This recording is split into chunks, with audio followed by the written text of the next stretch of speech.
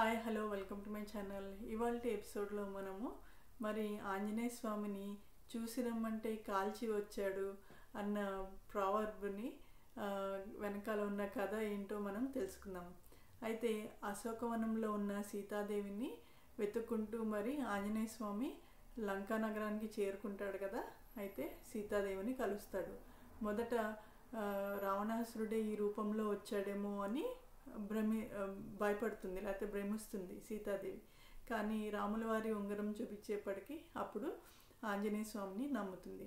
ఆంజనేయ స్వామి నాతో వచ్చేయి అమ్మ, నిన్ను తీసుకెళ్తానంటాడు. కానీ సీతాదేవి రాముల వారు నన్ను వచ్చి తీసుకెళ్తారు అని అంటుంది. అయితే మరి సరే సెలవు తీసుకుని మరి రావణాసురుణ్ణి చూడటానికి వెళ్తాడు. అయితే రావణాసురుడు సింహాసనం మీద కూర్చుంటాడు కదా. మరి ఆంజనేయ స్వామికి కూడా సింహాసనం కావాలి కదా, అందుకని తోక చుట్టుకుని ఎత్తుగా కూర్చుంటాడనమాట.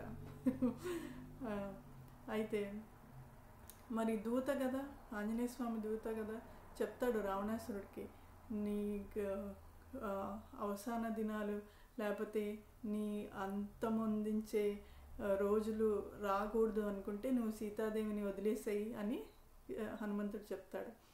అప్పుడు రావణాసురుడు వినడు కదా. అయితే హతమార్చండి అంటాడు హనుమంతుడు వారిని. కానీ విభీషణుడు అడ్డుకుంటాడు, దూతని హతమార్చకూడదు, ఇది అధర్మం అంటే. అప్పుడు తోకకి నిప్పంటిస్తారనమాట.